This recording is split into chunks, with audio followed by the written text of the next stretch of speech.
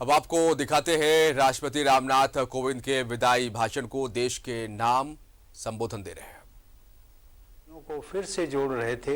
वहीं दूसरी ओर बाबा साहब भीमराव अंबेडकर समानता के आदर्श की ऐसी पुरजोर वकालत कर रहे थे जैसा अधिकांश विकसित देशों में भी दिखाई नहीं दे रहा था।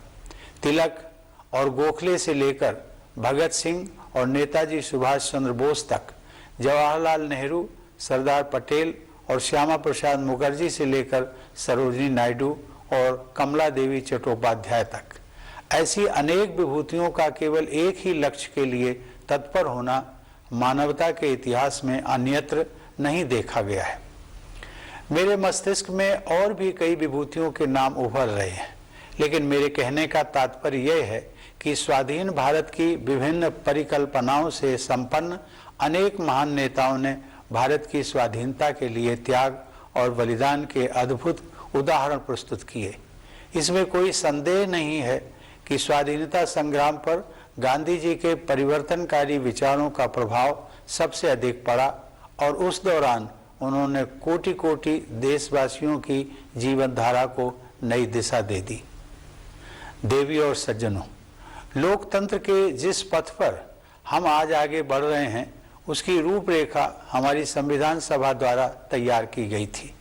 उस सभा में पूरे देश का प्रतिनिधित्व करने वाले अनेक महानुभावों में हंसाबेन मेहता, दुर्गाबाई देशमुख, राजकुमारी अमृत कौर तथा सुचेता कृपलानी सहित 15 महिलाएं भी शामिल थीं।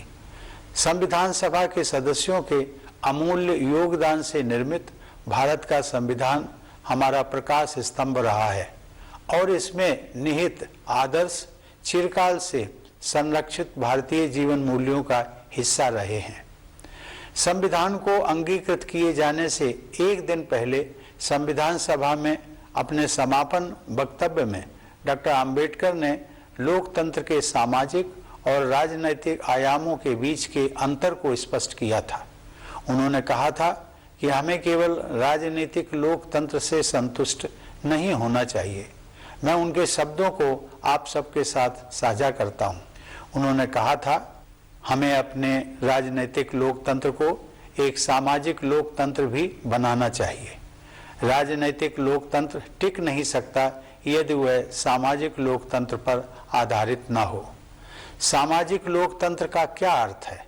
इसका अर्थ है जीवन का वह तरीका जो स्वतंत्रता, समानता और बंधुता को जीवन के सिद्धांतों के रूप में मान्यता देता है।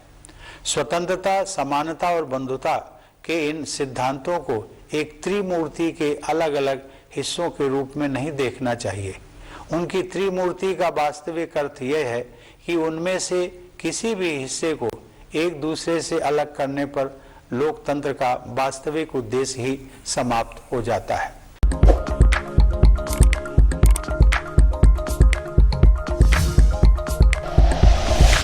Like and share videos, subscribe करें हमारा चैनल और प्रेस करें बेल आइकॉन। न्यूज़ 11 भारत, सच है तो दिखेगा।